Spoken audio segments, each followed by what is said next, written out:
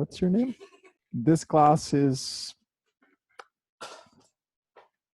relating to one of the 5 layers that we didn't cover that extensively, so you can repeat after me.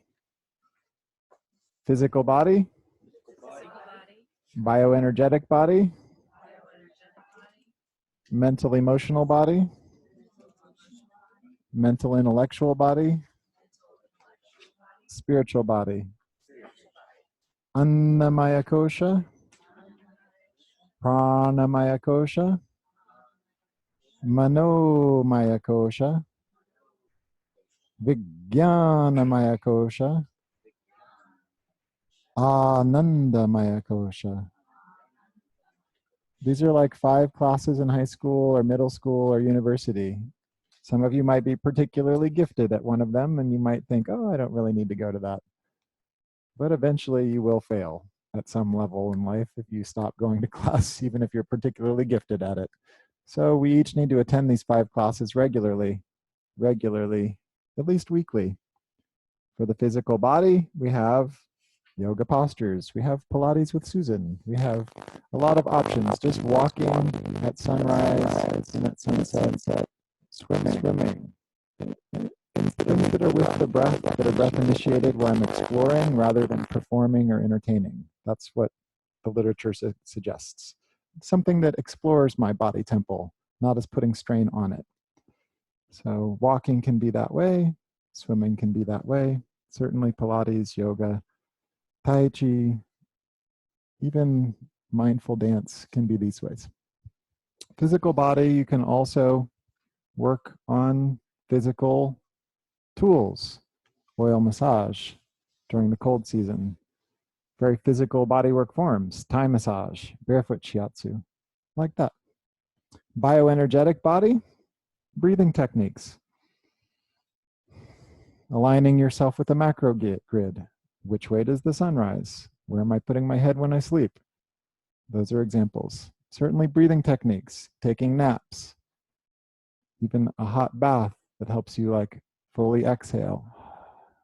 Acupuncture, craniosacral therapy, Marma points. These are all bioenergetic in nature. Mental emotional body, classes. We talked about 12-step, basically free. Nonviolent communication is a whole school where you can do classes online or get support through members on the phone. Mental emotional body also means having something that I can pour my heart into that's joy-filled on a regular basis. So these are classes that are on my schedule. Mental emotional body is ruling the world of relationships, and it's where I encounter my karma, my imprinting. Mental discerning body, the intellectual body, that's you all studying this whole 10 days. We're giving you a framework, the school is, to explore yourself. So any framework that's giving to you, that's in sort of how to see the world intellectual framework, is working mental intellectual body. Classes that you might have on your schedule might include a music class, where you are getting deeper into the study of music, getting deeper into something that is timeless and will expand the window with which you walk through the world. So you don't rest on your own little narrow version, but you ever expand what is possible. And that is the mental intellectual body. Make sense? So having something that will expand the window through which you are viewing life. Spiritual body means something on your schedule, weekly, maybe even daily, where you can experience absorption. The mind is no longer here editing your own behavior, but you're just fully absorbed. And chanting and meditation are considered always available to you. So they are ultimately the practice, though certainly there are other things that each of you can do that will bring you absorption. And there's nothing wrong with having them as choices for that spiritual body. The today class is core admonition learning, release work. So we had yesterday gone through identify, release, replace. Susan wasn't here. So brief review. Identify core admonitions. means I'm looking at what are the programming from my primary caregivers that I'm looking at that has limitations. And it's not about blaming them. It's not about blaming your mom or dad. It's just recognizing this was a limiting program. And it's been causing me a lot of pain. And I'm ready to do some work on releasing it. As Amber mentioned yesterday, it might not fully ever go away in this lifetime. However, it's much more likely to reduce if I at least put some effort into it. The first thing I need to do is I need to know what they are. If I don't know I don't know why it is that I always get bothered when I'm around my mom. I don't know how I feel or what I need. I just keep feeling bothered. If I don't have any awareness of it, then I'm just living in ignorance. So identification is the first step. And so there's a long list of core admonition patterning like worry, sacrifice myself for others, do it myself, no one else will do it well enough. These are core admonition dysfunctional programs. And they were likely modeled for you. They didn't even need to be said. It's just the way that your mom behaved. And it's dysfunctional. And you might not have liked it. And by the time you're a teenager, you might even pushed against it, or even younger. But it turns out that is on your screen. And even you trying to go away from it means that you have been colored by it. So identifying the pattern is first. Well, then this technology is about having an embodied release program. And that's what I really enjoy about this particular modality, core admonition learning and release work. It's embodied. I love 12-step 2.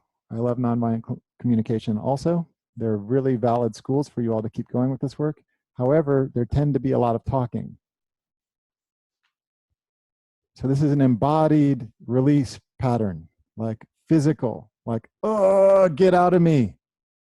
I'm not going to worry like you. I'm not going to worry like you. And so yesterday, I had Lou put a strap around me, and I had to walk and try to pull Lou across the room. I'm not going to worry like you. I'm not going to worry like you.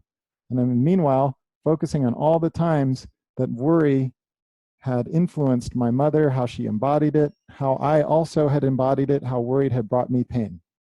Because I was done with it. I don't want the pattern anymore. I don't want to go around every minute of my life worrying. I'm over it. And I'm so over it that I'm going to spend an hour of my Friday doing release work around worry because I'm just sick of it. And there has to be that appetite. That's the release part. After I'm done releasing the pattern, then I effortlessly replace it. And the replace work, if Lou is my trainer, at that point, there's no strap on me. I just walk without a strap. And I try to figure out what's the replacement. If I'm not worrying, then what is the replacement? I guess I'll just be. But I have to search because that's not enough. So I keep looking in my heart. I'm like, I trust. I don't worry, I trust. And that was my truth when I did this practice. So identify, release, replace is your 3-step protocol. The other thing that you mentioned around this, there is support for you. The 12-step community is organized around this whole same concept.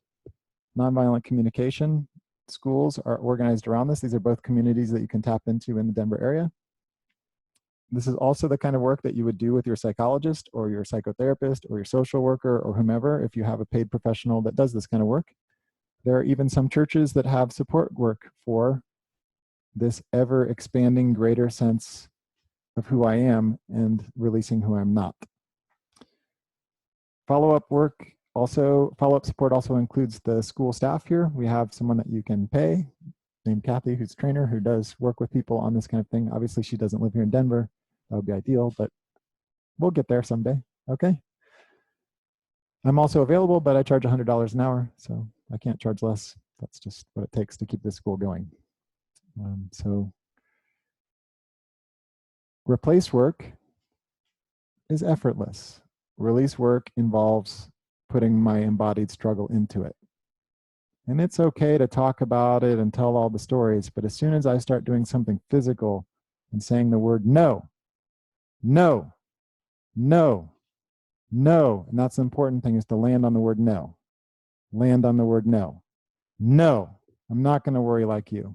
And remember, it's not about blaming your mom. It's like, I don't want that insidious worry pattern living in me.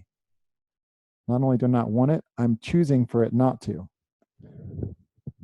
Yes, Amber.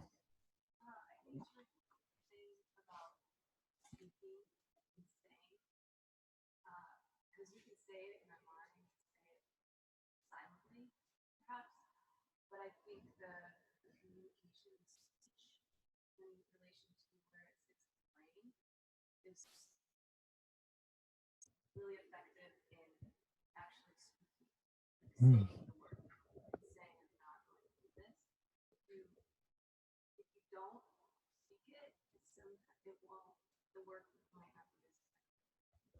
Absolutely. So this is a new concept for some of you. Some of you maybe haven't encountered enough suffering in your life where you've had to ask for help or gone to a counselor or really broken down. So then there's this kind of fear of a new kind of process to go through, and the nervous energy or whatever. Remember yesterday when I introduced this material, this is the muck. This is the walking through the mud part of the spiritual life. And at first there's an aversion to it for most people. But then there actually, my experience is there's a real appetite. There's a real appetite for being free. And as we covered yesterday, it's not about like scraping at the wound. Okay, so you don't need to keep doing this for the rest of your life, or like, I'm imperfect, I'm never going to be whole, like that. It's not about that. It's just like, my hamstrings are really tight and I recognize it. I have trouble tying my own shoes. I'm going to start doing something about that. Okay, like, I'm having dysfunctional relationships. I am the common denominator. I am now old enough to realize I've been throwing people away and attracting other people who seem a lot like those other ones that I just threw away. What's the common denominator? Me. So I'm going to change me. I'm done worrying. I'm done. Okay, that was yesterday's material. The today material is practice releasing. Before we do that, though, each of you needs to identify some core dysfunctional pattern that you are done with. So we have a manual that you can look at for the next 15 minutes. Or perhaps you don't need, you already have some really great concept in there, and you can just start journaling about it. So you're looking at your mother only. We start with the mother first, and we work on her for maybe 6 weeks. I worked on my mom for a full year, every week. I paid a therapist $100 an hour to go do release work about my mom for a year, 50 sessions, okay? So don't think this gets done like today, but at least you all have had a practice session of looking at this stuff and have an idea, if and when it's the right time in your life to work on this, of an idea you might go forward. Okay, so Tracy, can you turn on just a little like ambient sound music? And it is now right on the hour. We're looking at patterning from the mother learning. That's the today class, practicing doing release work. If you already know a pattern around your mom, then you are writing very specific instances that that pattern was demonstrated. Not general patterns, specific events. And specific ways that you then did it, or you were then averse to it in your own life, or you manifested it through another person. If you're really stuck, I'll be here and you can come chat with me, okay?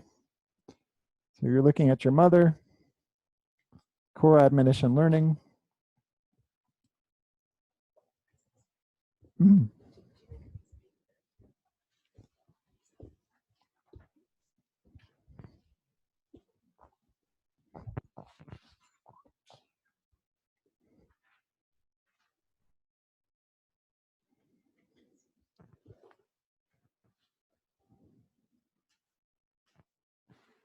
And you're taking a solid 10 minutes to work on this.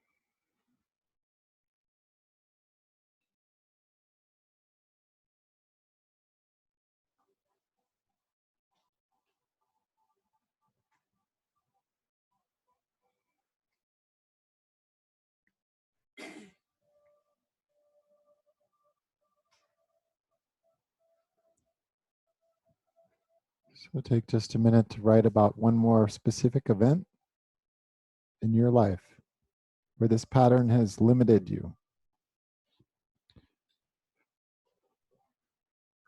If you're already finished, you can roll up your mat, get all your possessions, so we have a totally blank floor here.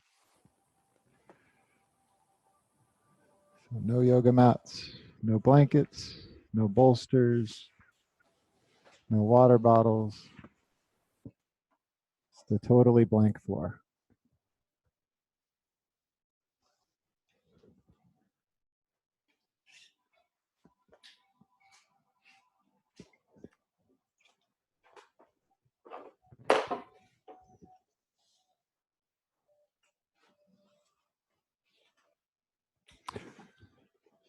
And you're welcome to sit either up here on the stage area or against one of the walls.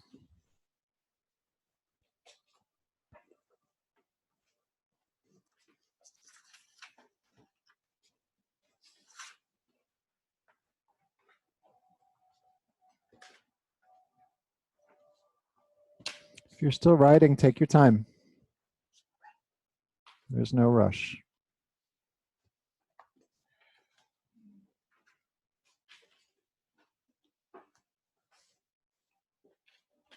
You can bring that up here, Nina. The tripod can come up on top. You can put it right there.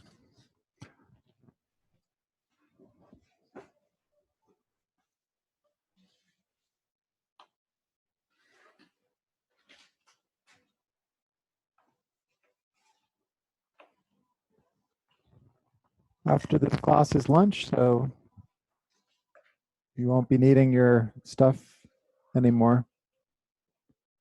You won't be needing your journal. You won't be needing anything. So we're just packing away and making a clean, empty floor.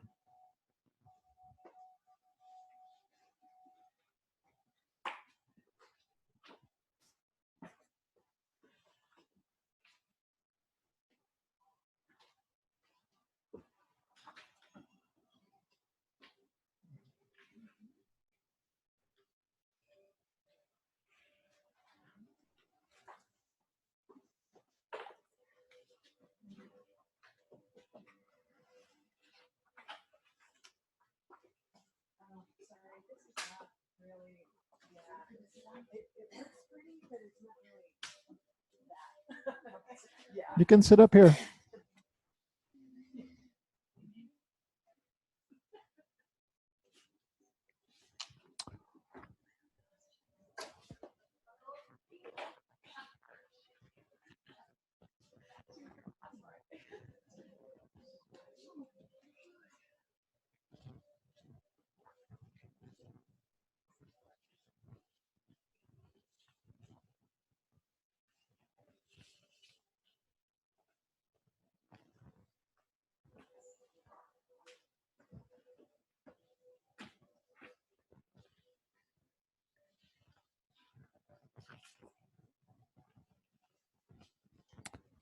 So we're coming back together here, and we're looking at three-step protocol. You can remind me what the 3 steps are.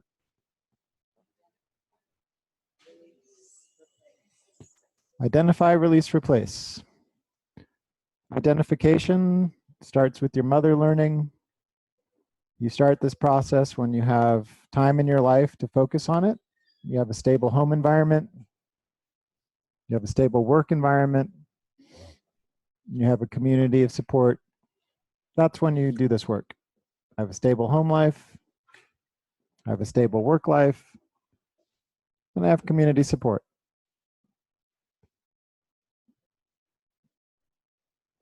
Without a stable home life, it's not a good time to start changing the operating system. There are a bunch of changes at work. You don't know about work. It's not the best time to start changing the operating system. Unless you have enough money that you can take a break from work for a while and just focus on yourself, in which case it's a wonderful time. And it's not a great idea to start really working on changing the operating system if you don't have any regular sense of support in your life. This school, one of the great things, I don't know about Tracy, but one of the reasons that I chose to open a school that had a physical location is because it's a space where people can come, and no matter what happened, they can show up here and work on themselves and walk out of this door and feel a little bit freer than when they walked in the door. So the space exists, and this is the kind of work that Tracy's trained to do at one level. So we're looking at replace work, identification. You all have done some work on that. Release needs to have an embodied process. Yesterday I demonstrated Lou holding me with a strap. But what are some things that are safe where you wouldn't injure yourself that you could do all by yourself for release work? Who has an idea? Yelling it out, as long as there was also a physical thing. So what would be your physical thing? Tension release breath works. What else would give you some resistance? Punching bag might work, as long as you didn't hurt yourself.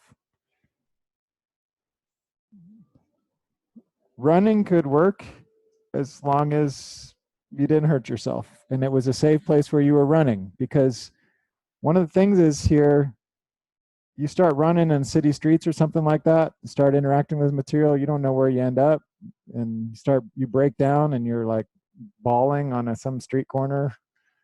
Maybe not safe. Not safe to do while driving. Pushing against a wall works, and in specific, finding a corner. Not any of the corners in this room because none of them are strong enough. A corner of a room where you can put your back against one wall and your feet against another. We can't really demonstrate that exactly, but a doorway would work. You can push against both sides of a doorway. What else?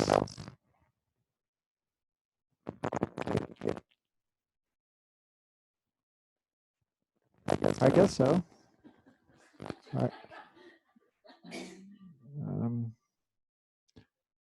The key thing is, and this is a big difference, it's not something outside of me that I'm trying to hit. It's something inside of me that has insidiously grown within me. I like walking up hills because hills are tough. And then I can turn around and walk downhill. So that release work is uphill and the replace work is downhill. Stairs also work as long as they're safe enough. At the right time of year, trying to walk through water that's like waist deep is really difficult. As long as it's safe. Don't go do it in one of these fast moving cold creeks, right? But swimming pool type thing. So that's release work. Once you're established enough in this, you have a stable enough home life, you have a stable work life, you have some community support, you initiate this process, for a period of some time, your life's going to be about that. If I work on worry, and for that, however many weeks, 2 or 3 times a week, I'm doing release work about worry, guess what's going to show up in my life? Worry. That's what's going to come at me. Situations where I might worry. Y'all understand? So we're going to do some supported release work here because we do have a group of people who can support each of us for release work. This might not always be the case for you. As we do in 12-step meetings, we'll just have a sense of agreements. So you can repeat after me. What is said here? What is seen here? What is shared here? Let it stay here. Here, here. So after this class, which will end in 30 minutes, if someone did some release work, if they want to talk about it to you, that's fine. But don't you go up and start talking about it. You all understand? Oh, the same thing. My mom was the same way. No, that person might not want to talk about it. If they come to you and say, hey, I'm still kind of processing what we worked on in that class, do you have a few minutes that we could chat about it? That's different. Make sense? So we're going to turn the video camera off. So there's no videotaping of what's happening. And then there'll be a sense of freedom for you all to